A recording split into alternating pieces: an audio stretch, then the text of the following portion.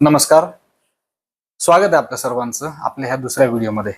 मित्रांनो, आपण पहिल्या व्हिडिओमध्ये बघितलं सध्या सोशल मीडियावरती दोन विद्वान लोकांमध्ये जी मतमतांतर किंवा वैचारिक मतभेद चालू आहे त्यावरती आपण सांगोपांगच चर्चा केली.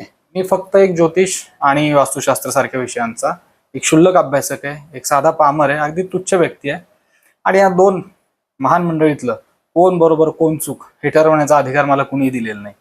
परंतु आपल्या सर्वसामान्य लोकांच्या काय अपेक्षा आहेत किंवा काय भावना आहेत ह्या चालू असलेल्या वादविवादामध्ये त्या मांडण्याचा मी इथं प्रयत्न केलाय. तर चला आज आपण आपल्या दुसऱ्या व्हिडिओमध्ये चर्चा करूया जोशी साहेबांनी जो दुसरा व्हिडिओ पुन्हा एकदा त्यांच्या चॅनलवरून पोस्ट केला त्याच्याबद्दल. साहेब आपल्या दुसऱ्या व्हिडिओमध्ये म्हणतात, मी आनंदजी पिंपळकरना जाणत नाही किंवा त्यांचा माझा कुठलाही परिचय नाही. तसंच थोडं पुढे जाऊन ते म्हणतात, व्यक्तिगत माझा त्यांच्याशी कोणताही स्वार्थाचा किंवा द्वेषाचा सुद्धा संबंध नाही. बर, इथपर्यंत सुद्धा ठीक आहे. पुढं आणखीन एक वाक्य त्यांनी वापरलेलं आहे आणि ते म्हणजे की हे जे काही व्हिडिओ मी तुमच्यासाठी केलेले आहेत किंवा तुमच्या काही चुकीच्या त्यांना वाटलेल्या चुकीच्या गोष्टींबद्दल त्यांनी बनवलेले आहेत, हे म्हणजे फक्त प्रसार माध्यमाद्वारे लोकांना वास्तविक गोष्टींची माहिती व्हावी एवढ्यासाठीच त्यांनी ते व्हिडिओ बनवला होता आणि पुढं सुद्धा जे व्हिडिओ त्यांचे बनतील ते अशाच उद्देशाने बनलेले असतील.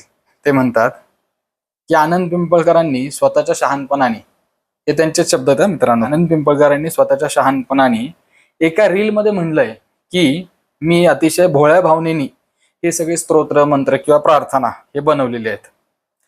आणि त्यांनी हे सुद्धा म्हणलंय, म्हणजे आनंद पिंपळकरांनी हे सुद्धा म्हणलंय की देव हा भोळ्या भक्तीचा भुकेला आहे.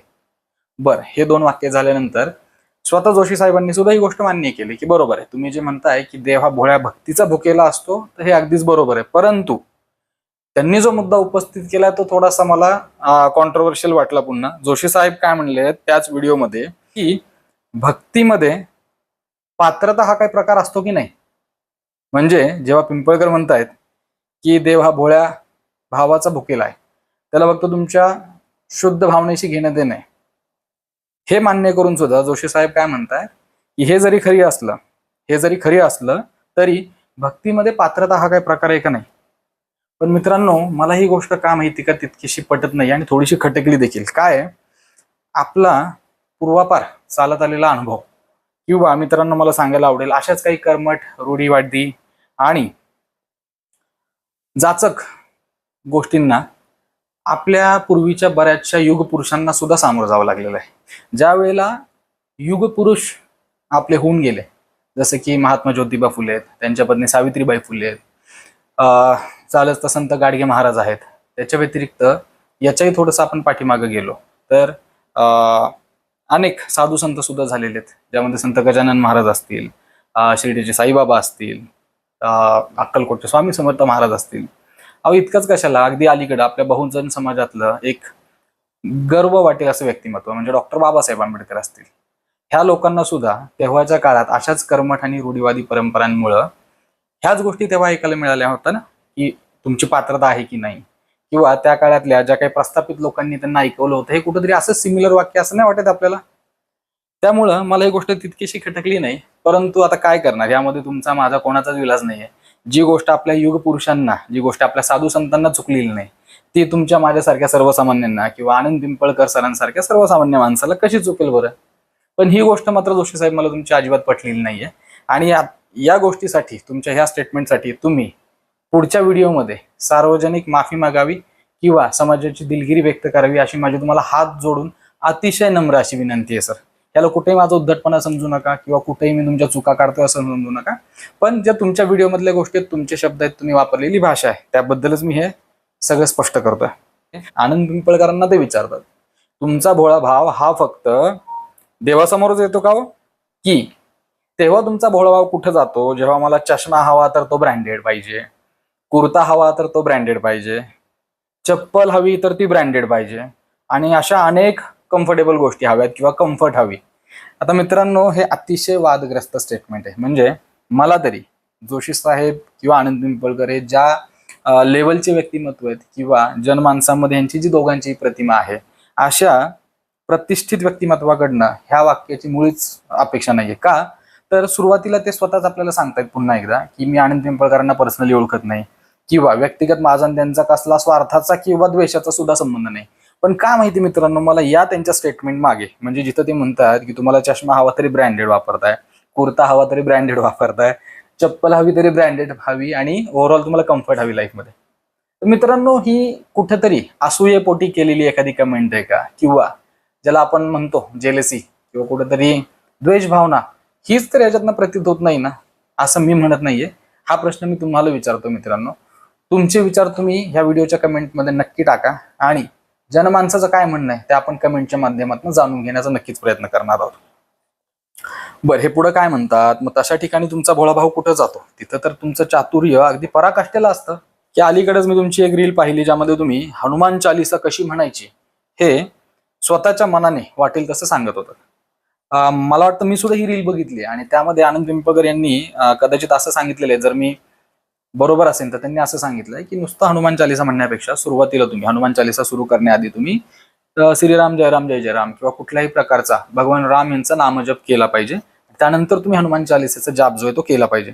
आता पुन्हा एकदा जोशी साहेब, मी माझ्या अल्पमतीने, अगदीच मी शुद्र मनुष्य आहे, मला शास्त्राचं ग्रंथ पुराणाचं कसलंही ज्ञान नाही, पण आजपर्यंत जेवढ्या काही गोष्टी आम्ही रामायण, त्यातल्या त्यात वाल्मिकी रामायण असेल, रामचरितमानस असेल, संत तुलसीदास यांनी ज्या काही प्रभू श्रीराम आणि हनुमान यांच्याबद्दल केलेल्या रचना आहेत, किंवा अगदी रामायण महाभारतातल्या प्रसंगांमधनं काही गोष्टी ज्या आमच्या समोर आलेल्या आहेत, त्यानुसार तरी आम्हाला एवढंच माहिती आहे की जिथे जिथं प्रभू श्रीराम यांचं गुणगान केलं जातं, जिथे जिथं राम नाम जपलं जातं, तिथं तिथं भगवान हनुमान हे कुठल्या ना कुठल्या स्वरूपामध्ये उपस्थित असतात. हे आमचं अगदी शूद्र ज्ञान आहे बरं का, म्हणजे मी म्हणतो म्हणून खरं असेल असं नाही, तर कुठेतरी आम्ही ग्रंथ पुराणांचे संदर्भ देऊन कोणीतरी ह्या गोष्टी आम्हाला सांगितलेल्या आहेत किंवा आम्ही पाहिलेल्या आहेत.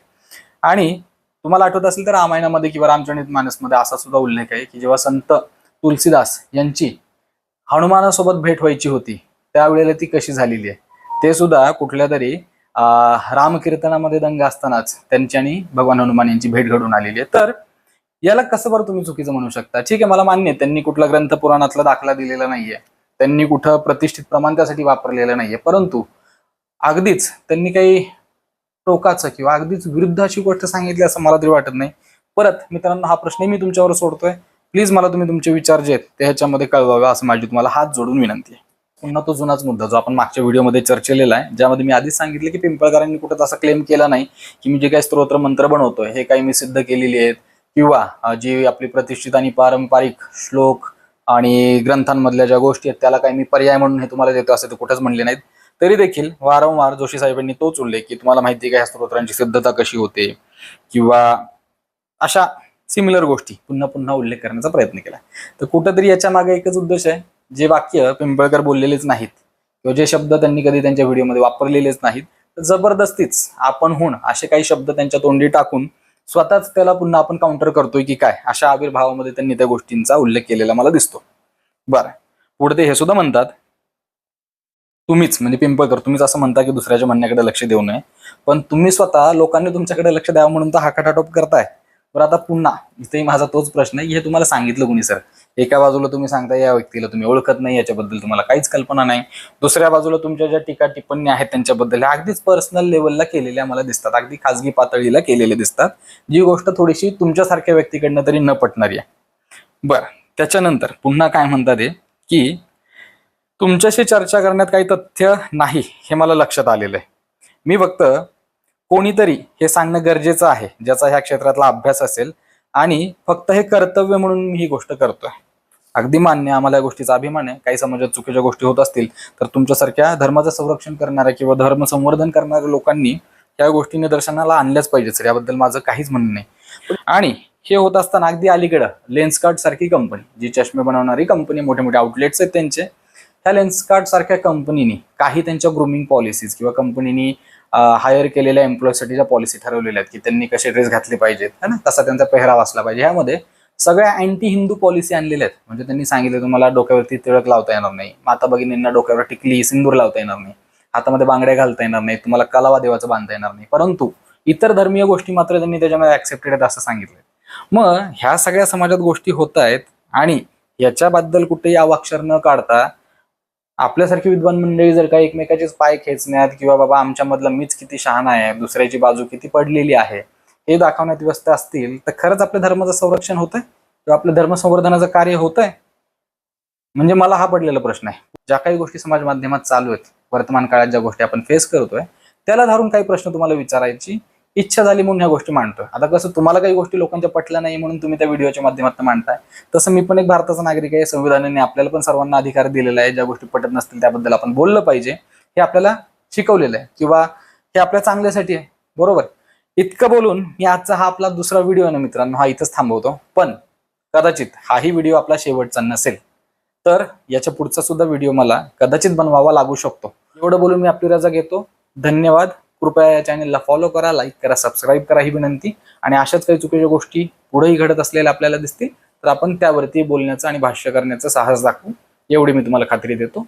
आणि आपल्या आधीच्या व्हिडिओला तुम्ही दाखवलेल्या प्रेमाबद्दल मी तुमचा खूप खूप आभारी. आणि लवकरच आपण येणाऱ्या पुढच्या व्हिडिओमध्ये भेटूया. धन्यवाद.